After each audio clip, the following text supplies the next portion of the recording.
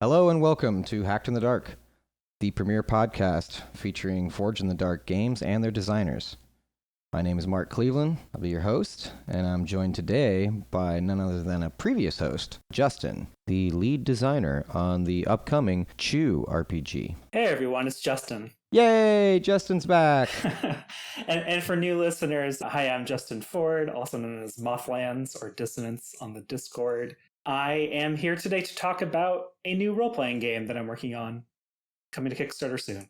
Yeah, we're going to get in and talk about Chew, the RPG. Mm-hmm. This has some ties, presumably to the comic series. That seems very interesting to me. I've also kind of want to talk about, since you've been away a while, you know, what you've been up to and whether you miss us over here. I do. I miss you very much. You know, a big reason why I stepped away from hosting for a little bit was to work on this project, just to make time for myself and to focus on designing Chew. I have a big thank you for the entire listening audience of this show, actually, because I was offered the opportunity to do this tie-in RPG thanks to the very first episode of Hacked in the Dark. I happened to mention Chew as an inspiration for my sleuth playbook, and the project manager for the game was listening, and they contacted me to do some work on a role-playing game for them.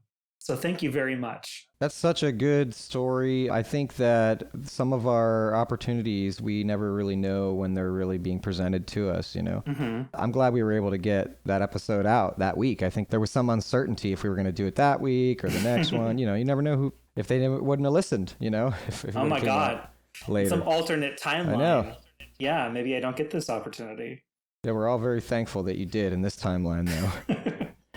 So let's talk about that a little bit more. The Chew RPG, food detective agency, Wait, it's I know it's sort of detective themed, but it's not the food detective agency. No, so the role-playing game is titled currently Chew, Agents of the FDA, because the comic, if you're not familiar, is actually centered on a world in which the bird flu pandemic killed off like 100 million people. It was like way worse than it was in real life. And as a result, poultry is banned.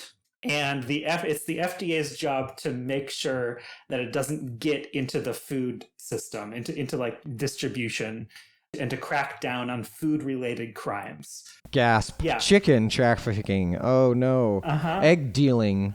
That sort of thing, yeah. Oh, yeah, that's a big issue in the plot of the comic. Now, fortunately, there also happens to be people gifted with amazing food-based powers. They're kind of like superpowers, you know, but they're not really treated as such. They're more just treated like quirks of the character. Think Sherlock and his amazing deduction abilities. Yes. So our main character in Chew, the comic, published by Image, he can eat things and know everything about its past. So like he eats a pork chop and he flashes back to the factory farms and maybe has to like spend a little time thinking about the awfulness of the of the meat production sphere or industries. He eats a rutabaga and he experiences every pesticide that has been sprayed on this thing and like all of the factory workers that unrooted it from the ground and the awful, disgusting trucks that transported it to grocery stores near you. So it's not it's kind of a curse for him in the comic book, but it's also what makes him such a great special agent for the FDA's crime investigation unit.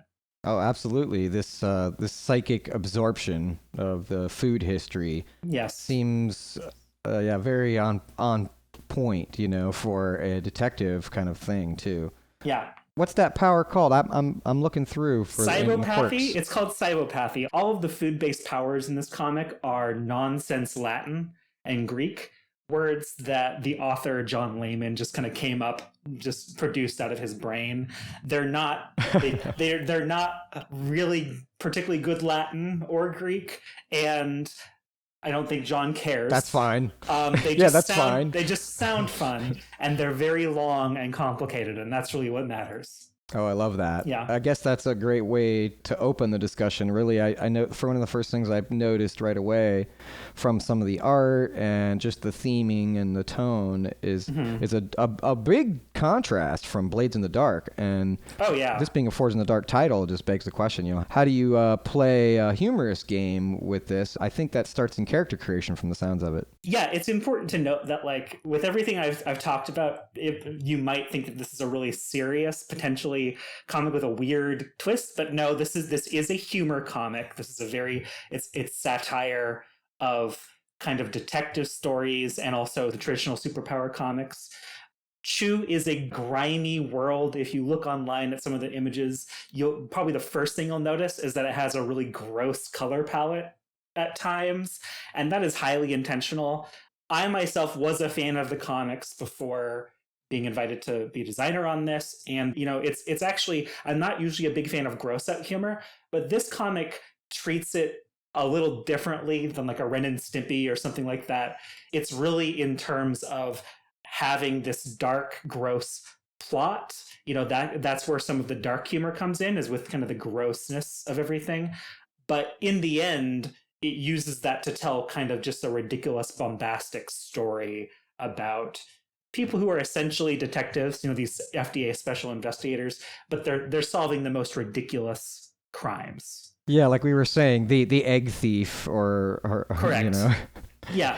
Or they're like busting other people with weird food powers. Like, the more they eat, the smarter they get or whatever. Or maybe people who carve golems out of mashed potatoes. That's actually a power in the comics. Like, they get really stupid, and that's kind of the point. Yeah, but you can bury someone in mashed potatoes, right? So that's yeah.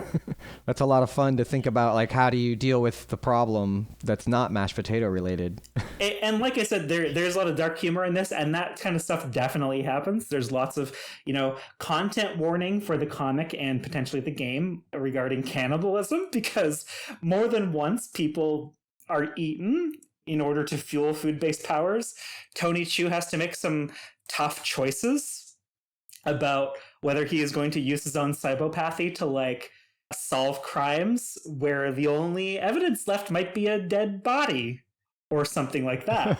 So there's some weird situations that actually might be familiar to people who have played Blades in the Dark, because like that dark humor kind of is reflected in the edgelordiness of Blades in the Dark. Let's be honest, right? Blades in the Dark is a very edgelord game. And this plays into that a little bit, admittedly from a different angle of like solving crimes rather than committing them. But a lot of the same, basic tenets of your missions kind of apply in this format too. Oh, that's really interesting. I think the way that, you can take a commonality from a very different genre and use it here is quite powerful, actually. I think so. I think that's where the flexibility of the Forge in the Dark formula is that the crimes you commit in Blades are essentially just, you can generalize them to being missions of a sort. You have a task, you're trying to accomplish it. There's planning, but it happens off screen, and that can be applied to all kinds of different things. Now, granted, Chu does do some novel things with that to emphasize the investigation element. In Chu, there are elements we do hand wave, but the planning does not happen off screen. We actually have to accommodate for that in the fiction, because that's just so important in crime investigation stories, the evidence that you're collecting and that kind of stuff. So we do have some novel mechanics to emphasize that, but ultimately a lot of the elements of Blades in the Dark it's gonna make this game feel familiar. Yeah, I think that's a good thing to note, so that our listeners who are very familiar with Blades will find themselves at home with the new Chew RPG. Let's talk about those novel things. The investigative tools. Is this something that we might relate to already? Is there another game system that has something similar, or is this kind of like, we're not sure what this is pulling on anymore? Or is it like food at the board? You've caught on. Yeah, so some of the mechanics in this game I actually developed or helped develop for games like External Containment Bureau, for example, and also for an in-progress game that I happen to be working on called At Death's Door. Links in the notes below. Yeah. We focus on the investigation quite a bit. And during what is traditionally the downtime phase, you will be splitting your time between on the clock activities where you're following leads and collecting details about the case that you're doing, and downtime activities as we traditionally know them, off the clock. So you'll kind of take turns passing between those phases until you build up to a point where you can crack the case and solve the crime, or at least bring it to some kind of conclusion. Now, those are flexible, so they don't have to be a crime that you're doing. It could be like, maybe you could be doing a crime, actually. Maybe you could be committing a crime as part of like the Jersey mob or Area 51 agents like covering up something or whatever. But inevitably, you're going to be collecting these details.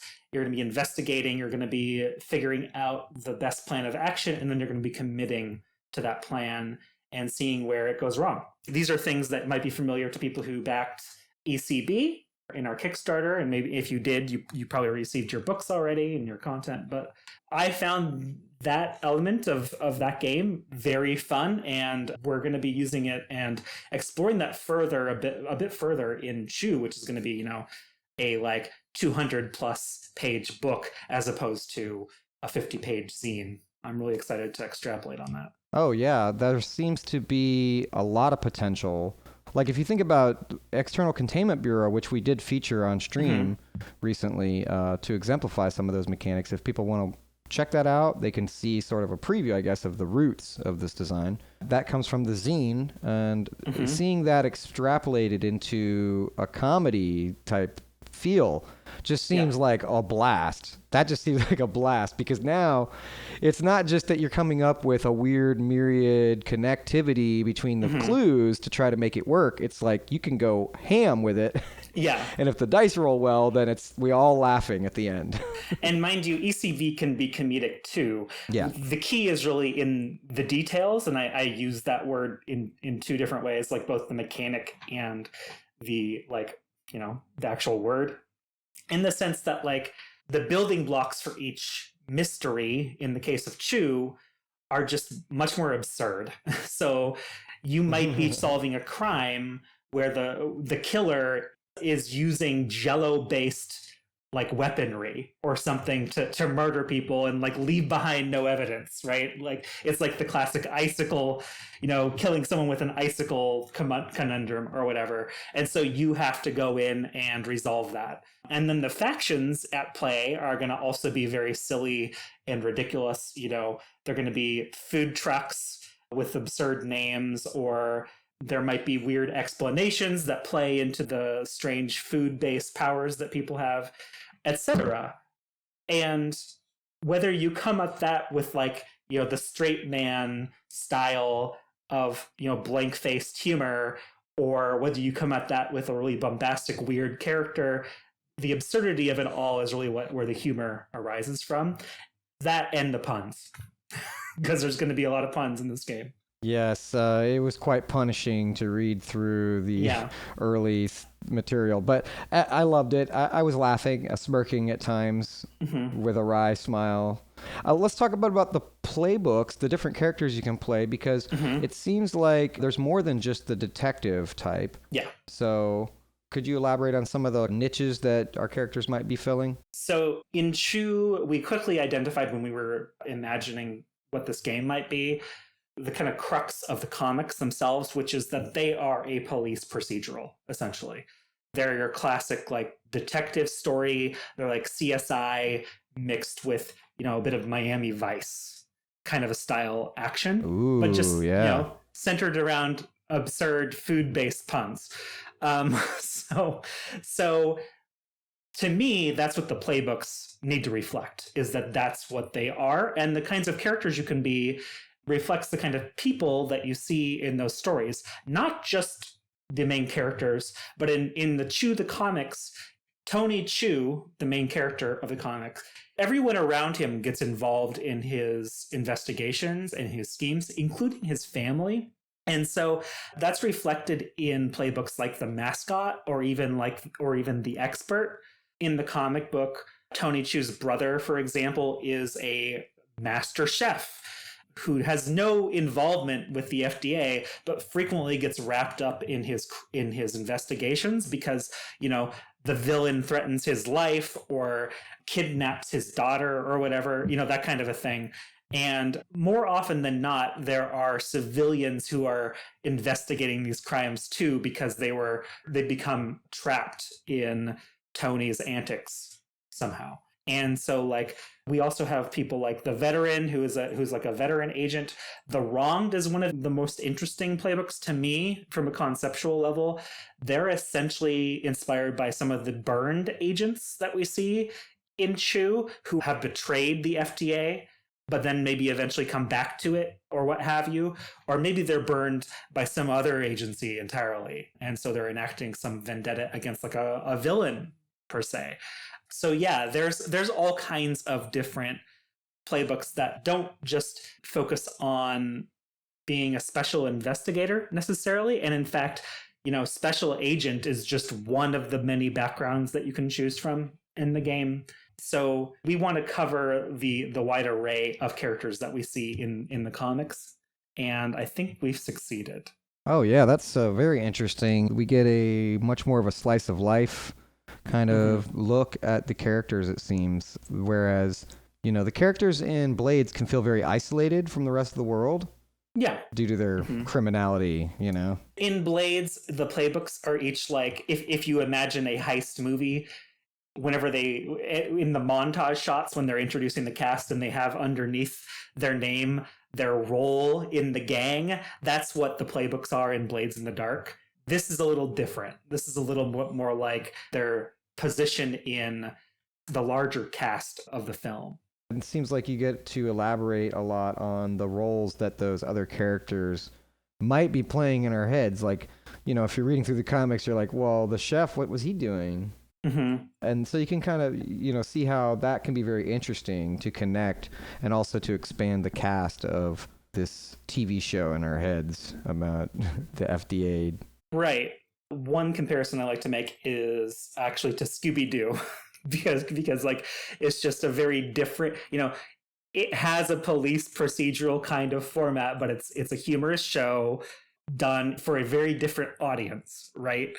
In that show, you have characters who represent like the inspector, the person collecting the evidence.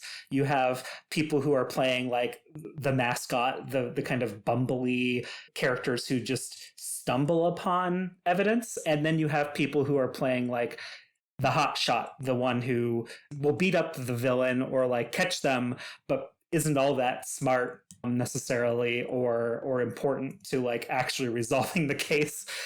That's kind of what we're going for, is these bigger archetypes that you find in these detective and police procedural stories and embodying them in the themes of the game, of the comic, rather. Very interesting. So what about the game do you think really supports this the most in terms of like rewards for the characters? Is there some kind of a system that you got going there to try to like double down on that, encourage the humor? In terms of rewards, well, we're kind of adopting your classic Blade style reward system of XP, at the end of the session. I do bring a little bit of that ECB charm into it, where your department head, your boss, essentially, is the one who kind of rewards you with this stuff. That is actually kind of a theme in the comic, is Tony Chu always has to answer to his boss at the end of a case. And frequently he's on the wrong side of that. In fact, his boss famously like hates him, even though he's the best agent in the entire FDA. And I wanted to play him with that a little bit. But to me, the reward for playing a game of Chew is just like the kind of hijinks that you get into and that you get caught up in. So one of the things that we've included in this game to kind of differentiate characters is whenever you choose a character, one of the things you'll do is establish your trouble, which is just like your own personal problem that reoccurs over and over again. And you can bring your trouble into different scenes to complicate it, to like fuel devil's bargains or different perks that you pick up. And there's been some really fun anecdotes of people doing that throughout the game that I always love to hear. And that's one of the XP triggers is whether or not you've brought in your trouble into the session. Ah, that's interesting. So Mhm. that is a very direct reward for bringing in the trouble. I guess then the guidance for trouble is bring something in that you're going to have fun with.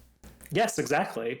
Yeah, we want to highlight that both in Chew and in Forge in the Dark games, players are rewarded for, or and should be rewarded for like living dangerously. At least, as so long as the themes support that.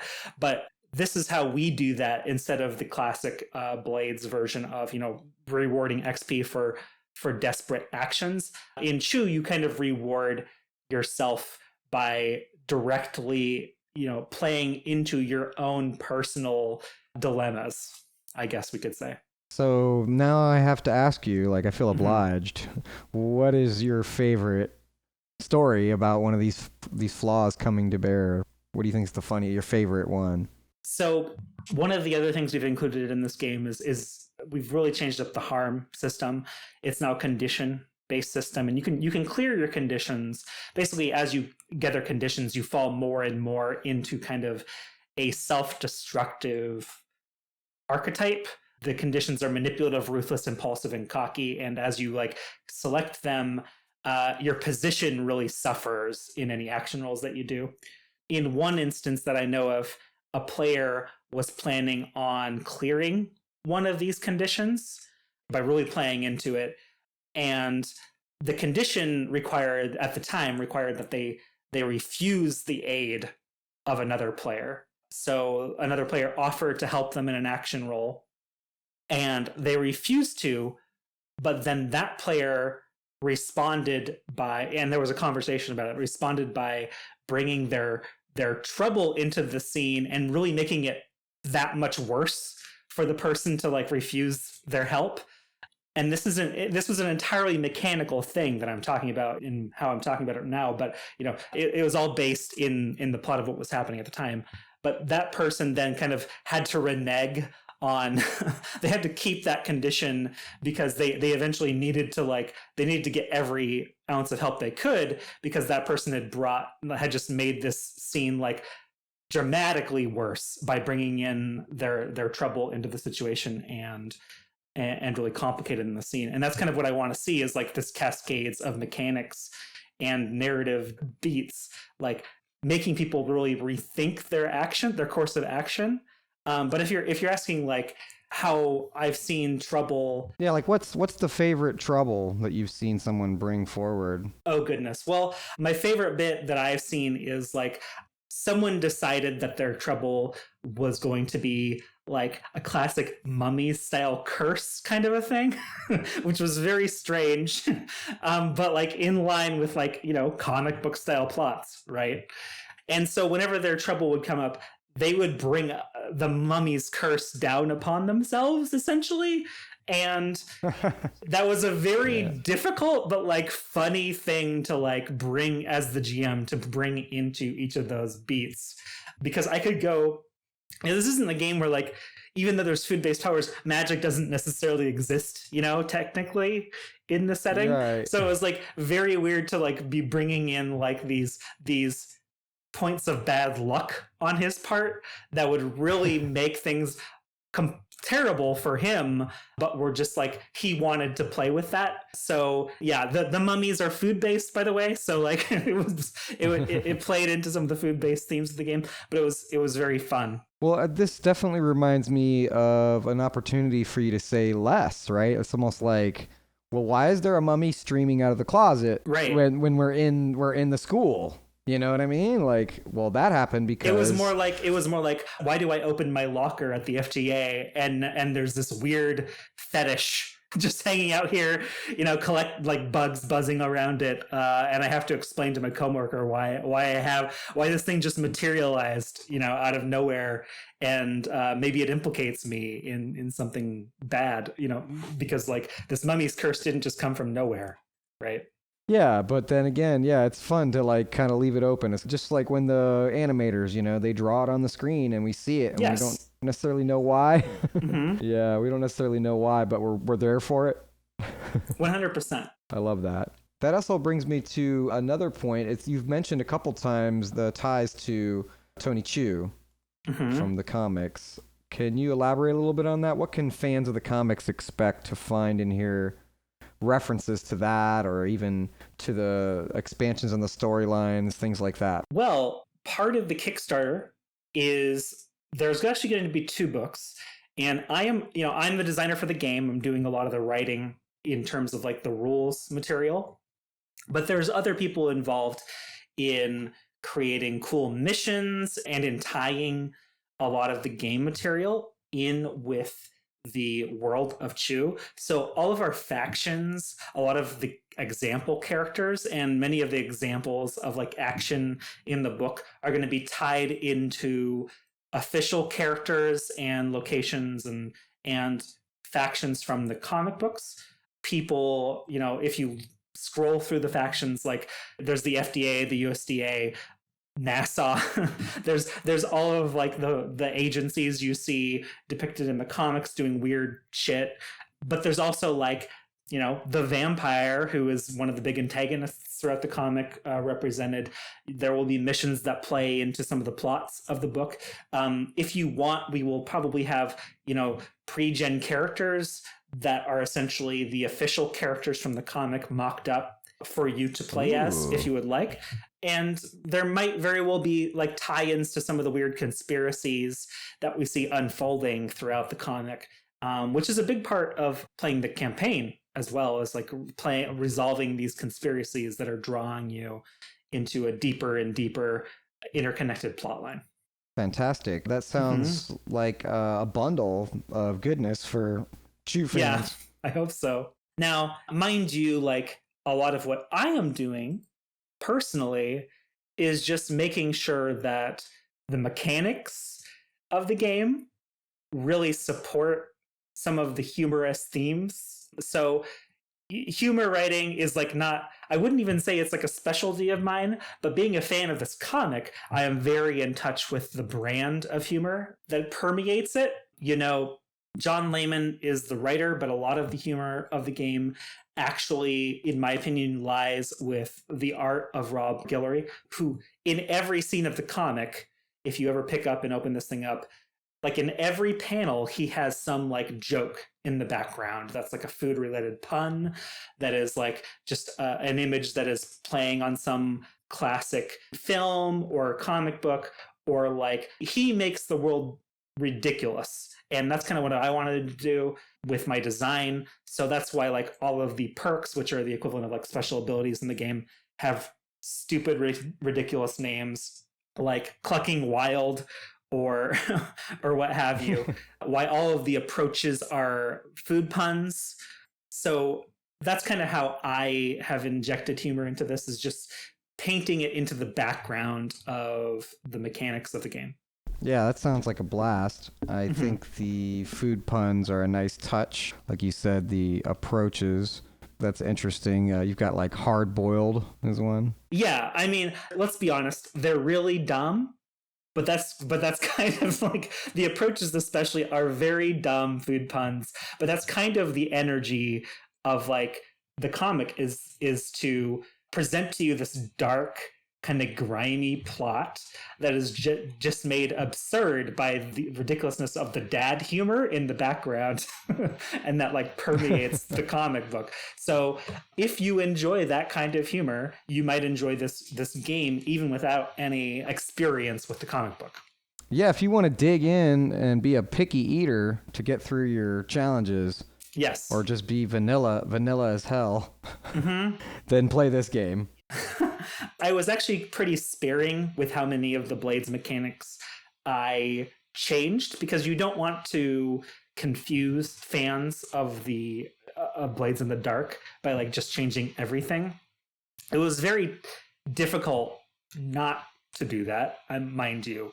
But yeah, like stress in this game is appetite. It's like your appetite to continue the investigation, to push forward and solve these difficult crimes that are really might be completely destructive to your home life, that you might be spending way too much time ideating on, that kind of stuff. As you dig in, which is like the push equivalent, you lose your appetite and eventually you like burn out and have to find ways to recover that. And similarly, like whenever you create a character, one of the important things that you do is you choose 3 approaches. I think my favorite approaches would have to be just the most stupid ones. So like personally, writing this game, I felt like a big corn dog. And I know if I were to create a character, I would love to create one who is 100% raw and just, is honest to a fault, that kind of a thing. And raw corn dog. Yes, a 100% raw corn dog. Oh, God. And one of the ways they work for the game, in my opinion, the approaches specifically, is they make your character feel very tropey, which is part of the essence of humor, honestly, is playing into these larger than life like tropes that everyone can kind of laugh at. Well, I think this is also interesting from a mechanics perspective, because what I see that you've done is you've taken this stress fiction of pushing yourself and then reflavored that to now we can plug in what trait we want to be this quirky thing and bring it forward. That's really interesting. Yeah, we can overestimate like how much you need to account for the humor necessarily in the mechanics of the game. In some sense, the mechanics, like the humor, is just the flavor, right? Flavor. The very fact that this is a game that centers itself around food-based puns and the whole like ridiculous premise of the game is really where most of the humor comes from. So in that sense, I had it easy. But one of the more difficult things to realize during the design process of the game was, is that enough? Where can the mechanics really reflect the humor of the game? And like I said, approaches are a big part of that. Finding ways to make the characters feel more like cutout people in a certain sense, like in a kind of a theatrical sense. In comedies, the characters often fall into these very basic archetypes. And so that's kind of where I wanted you to start in character creation, and hopefully that's successful. Let's transition a bit to talking about the conditions themselves, because those seem to be sort of important to storylines. They're basically the equivalent of a trauma. Is that right? Conditions are actually more equivalent to harm in Blades in the Dark, I would say. Okay, so they don't last. They go away after a while. Correct. You can spend downtime activities treating them, or actually each one in Chew, each one has a narrative condition that you can meet, a trigger essentially, that will clear it for you. But they all require you to act in like kind of self-destructive ways. So conditions are, I didn't invent the idea of conditions, nor did I invent the idea of using them for Blades in the Dark. There's plenty of other Forged in the Dark games that use conditions, and you should check them out. And they all work a little differently. Absolutely. In Chew, your conditions are specifically, you have 4. You have manipulative, ruthless, impulsive, and cocky. And respectively, those each apply to one of the 4 attributes, which are charm, guts, instinct, and training. The idea being that when you roll one of those attributes, if you suffer from a condition, your character, they are what your condition is. So like if you're going to roll charm, you role play that out as a little more of a manipulative fashion than you would otherwise. You might be annoyed or exhausted, and so like you're resorting into this more base, destructive instinct to get what you want. And if you want to clear that condition, you can really play into it and lie to an ally, for example. And just like with the Trouble, the idea is to kind of create these narrative moments that are in line with some of the most fun scenes from the comic or from like a crime procedural show, where we see people giving into base urges or like doing the wrong thing because it's going to get them what they want. We see a lot of this in like, CSI, or like appropriately Hannibal, the television show, where like the detective isn't always doing the right thing. They're often, cheating or like maybe even manufacturing evidence to kind of like manipulate the situation and get what they want. And in this case, we're kind of creating those narrative beats with conditions. Yeah, I think I first saw conditions in Masks or something. Yeah. They were similar. but a little different for sure. Masks is absolutely like the inspiration for this particular version of Conditions. Like when I was developing them, I specifically looked to Masks and thought about how I might represent that in a Forge in the Dark game. And I have my own quibbles with the condition system in Masks that I think I avoided here, but I do really like how in that game they as well conditions result in narrative beats, and that's kind of what I wanted out of a harm system, I guess you could say. Yeah, that makes a lot of sense. Also, the gear seems to be quite a bit different from gear we might expect in a Blades in the Dark themed game. Even this is things like puppy dog eyes or a winning smile. Yes. This is something I, as a designer, am just a fan of, is like metaphysical gear, like gear that's not like just objects, but maybe something that you have that's special, that you possess. And in this case, they're all tied into the tropes of the characters that you're playing. So the hot shot has adoring fans potentially, or cool shades, which especially in a comedy game, you can imagine how those might play out. One interesting side effect of the comedy element is like comedy is very permissive. So some of the things that, a player might try to argue for in a Blades in the Dark game that the GM would kind of look askance at, like, really, you're going to try and pull that on me? Work in a game of Chew, because we're supposed to encourage players to kind of be creative and like push the boundaries of what they can do and get away with. Yeah, excellent. So in this way, the playbook gear is more of like a guide for like what kind of fictional quips you can pull out against your GM, so to speak. Oh yeah, 100%.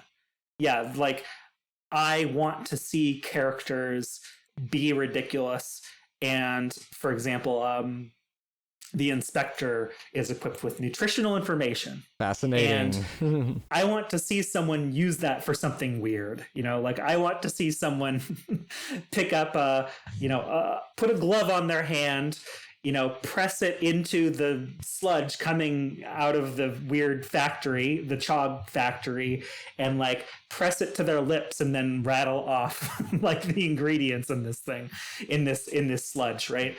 Like that's what I want to see happen. I want to see the mascot, show us those puppy dog eyes and walk their way through a situation that normally would require a roll, but like they're just so adorable that, someone lets them off the hook, that kind of a thing. Yeah, they were going to have to manufacture a lie and do all this other stuff. Now, they just see those beaming eyes. Correct. And, okay. Yeah. I also like the fact that nutrition information seems like a valid tool for interrogation to me. That's what came to mind for me. Yes, it is. Tell me what's really in the Kool-Aid, Yeah, what's in the box? That classic. Yeah, there's 3 unaccounted for grams of sugar here, so clearly there's something secret going on. We'll catch you soon. It really puts a twist sounds on fascinating. On that's for sure. Yeah, that sounds like a blast. The interesting thing that I noted on one of the abilities, and I have to use profanity because it's in the name of the ability, is the shit list. Yeah, so this is interesting. Keep a list of anyone who's wronged you and gain effect when you act to undermine them. Yeah. And then it's got like the sacrifice thing, basically from the cult playbook, where you're going to recover appetite when you cross them off your list. Yes. Oh my. This is a hit list. It is a hit list, but mind you, a creative player could decide like they're going to make amends with everyone on their shit list. That's a valid interpretation of that move. But you're right. No, it's really more about killing them and getting them across. Well, to be fair, it says that. Yeah, it says that right there. Will you put them in the ground or make amends? Yes. So now, you're right. Like, especially the fact that this is a perk that belongs to the wronged definitely implies that you're going to murder them. Or eat them. This is actually an exciting perk for me to talk about because it lets me talk a little bit about something I'm excited for the game, which is and a concept I played a little bit with ECB, but the cork board is actually very important to Chew. This is how you're going to organize your cases. And it's kind of like a gaming artifact that you and your players get to play with around the table. That's both like a note-taking space, but also like an illustration of your hijinks. And so this is where you get to put like pictures representing each of the crimes that you're investigating and organize each of the details that you're collecting, as well as all the character information and even like your lines and veils. And if you can imagine something from the classic detective film where someone has like red twine going between all this stuff, that's exactly the kind of imagery we're invoking. And many of the mechanics in the game specifically play into putting things on the corkboard or taking them off, etc., including your people on your shit list. Yeah. So, right. So that will inform the corkboard, give you another D6, I guess. Try to Yes. solve the case if you bring them in. Correct. That's fascinating. The other thing that I really like about this too is the way that, you could tie the details you want to highlight with your corkboard. It seems that is a lot more narrative power going to the players that we don't see in a lot of these detective mystery type games. Right. The corkboard is kind of a way to encourage players, as opposed to the GM, to involve themselves in like plot creation. Because I think you and I know, Mark, that is a big strength of Forge in the Dark games, is that they're very player driven, that players have a lot of say in where the plot of the story goes and what plot beats are hit.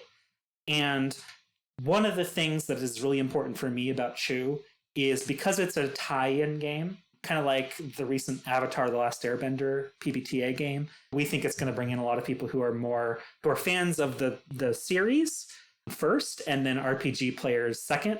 And so the corkboard is one way to subtly like influence new players to be comfortable with creating story, to create narrative for themselves. Yeah, and one of the ways we do this is, I guess, we bring in all of these various traits that we've mentioned through the character creation, but also by how you choose to crack the case, which I think is really pretty fantastic. Yeah, even if you're someone who's not immediately comfortable creating all this fiction, if you're something who needs a lot of help, like you are going to have a say in where the plot goes when it comes time to investigate those crimes or crack the case, because inherently those mechanics involve getting your hands dirty, I guess, with the plot. That's the best way I can put it. But every mechanic, I think, in this game, as far as like advancing the story, kind of requires that players influence, that they're honest with where they want the story to go. And so a lot of what I'm doing with the design of the game is making sure that feels good, that's seamless, that we hold someone's hand if they need it whenever they're kind of trying to make these decisions, and lead them to like a fertile creative space. Oh, right. Yeah. There's definitely room to build on the accessibility of Blades in the Dark and Forge in the Dark games from those outside, those uninitiated. Yeah, that's actually a good way to put it, is like, I think Blades does great at these things I'm talking about, but there aren't necessarily mechanics to specifically like teach people. Like, now, mind you, some of the mechanics I feel like do a great job of subtly teaching players how to do these things, but there aren't like explicit like mechanical elements that kind of teach players how to be creative participants in the story per se. Right. This ties that together in a nice way. I'm looking at the crack the case move, or I guess phase of the game. Yeah, it kind of is like an engagement role. Yeah, this is the equivalent in Blades. It's to take you back out of the problem thing to resolve it, though, as opposed to opening the situation. Yeah. Mm-hmm. Yeah, so if I could just go through that real quick, it looks like once you add up the dice for the various elements, which include the suspect, the method, and the motive, you present your theory, we roll those dice, and then if they're good, then you've already basically cracked the case, and it'll all be over soon. But if not, what happens when it's not good? Yeah, on a critical hit, like, you kind of avoid the action. You've done such a good job with the investigation and with planning your arrest or whatever of the suspect that, like, you just do it. But if you don't, there are holes in your case. It's not quite like an ECB where it directly is about the theory that you make being wrong per se, but it is in the sense that like the villain might have outwitted you in a particular detail, or maybe some of the evidence they left was a red herring, that kind of a thing. Yeah, the unexpected bit. Even we thought it was going to be this thing, but then when you pull the mask off, it's somebody else, and you're like, oh no, this is that Scooby-Doo moment, right? Correct. Yeah, that's exactly what that is. Yeah, we accused the mayor, but it turned out to be... Yeah, 100%. There's even the opportunity here for like the villain to potentially get away, you know? Like if you do really bad on one of these roles, in which case you probably will still have to deal with some nonsense, you know, there will be some action to be had, but maybe at the end of it, you're left with a note being like, haha, you know, catch me next time, FDA, I guess. Like that's the kind of plot beats we're going for here is like the kinds you see in serial cartoons and what have you. Yeah, somebody throws lemons at you, leaves you with that sour taste, and right, you have to go chase them down. I don't know. Once again, to draw us back to one of our touchstones, like you see this a lot in Scooby-Doo per se, even though they usually catch the person at the end. But you also see this in Hannibal again, where the titular character Hannibal cannot be caught, you know, in the course of the show because they're prequels to the movie. And so oftentimes he will successfully misdirect the agents to someone else, or he will interfere in whatever crime they're actually investigating at that moment and lead them in totally the wrong direction, that kind of a thing. And that's where like a bad role, that's the kind of plots that you can get into whenever you fail to crack the case. Yes, the continuing case, right, with your long-standing escaping, like Carmen Sandiego type scenario. Yeah, exactly. Yeah, 100%. That person becomes kind of like a recurring villain if they consistently get away from you. Where can people find more about the Chew RPG? So probably the best place to go for information about the Chew RPG is actually imagininggames.com. That's just the two words just smashed together. And that is the publishing company I'm working with.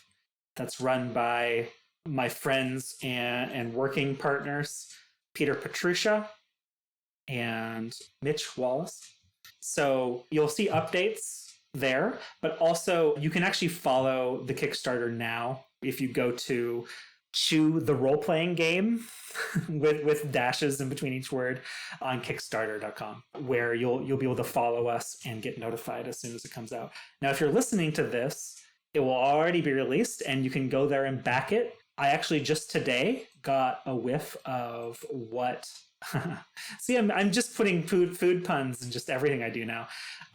You can catch a whiff of our backer rewards, and we have some really fun stuff. I personally am really excited for just some of the add-ons and some of the announcements that we're going to have for stretch goal writers. In particular, by this time you should see that Banana Chan, who is a popular indie RPG writer and designer, is going to do some missions for the book at the $12,500 reward level. And we're going to have a bunch of stuff like that. There's also like silly stuff like lapel pins and cool printouts and stuff like that. But there you are. Wow, those sound fantastic. I'm sure you'll blow through your goals. God, I hope so. I have a feeling this is going to do really well, you know, because we don't have a lot in this design space already for Forge in the Dark games.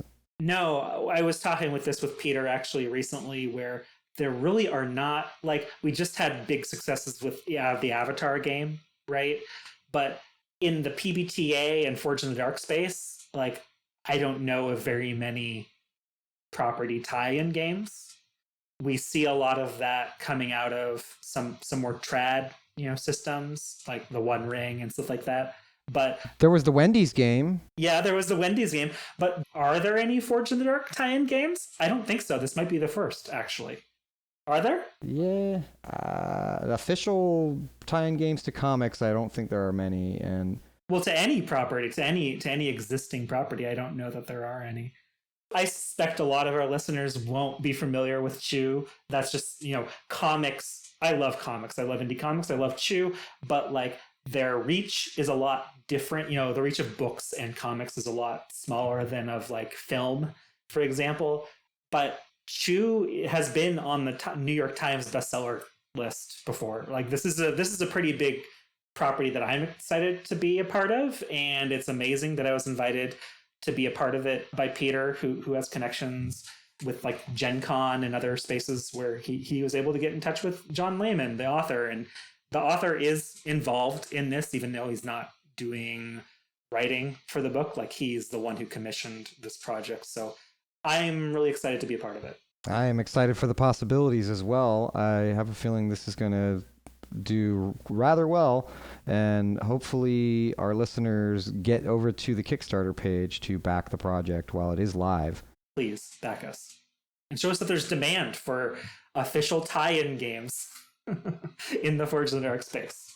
Because if you ask me, it's great that they chose this system for this particular game, and I want to see more tie-in products where people actually like, chose the right system. I'm looking at you, Alien. Even though I've heard good things about that game, but like there's definitely been some tie-in games that have been announced recently, specifically for 5e, that maybe are questionable. This isn't one of those. Yeah, that's interesting when that happens. We're excited though to see that the fantastic tie-in of all the themes and the freedom that you get from Forge in the Dark games. Awesome. So if you are too, go ahead and head on over to the websites. We've got the links in the show notes below. And also, if you've gotten this far through the podcast, be sure to share this and give us a follow if you're not already. Hell yeah.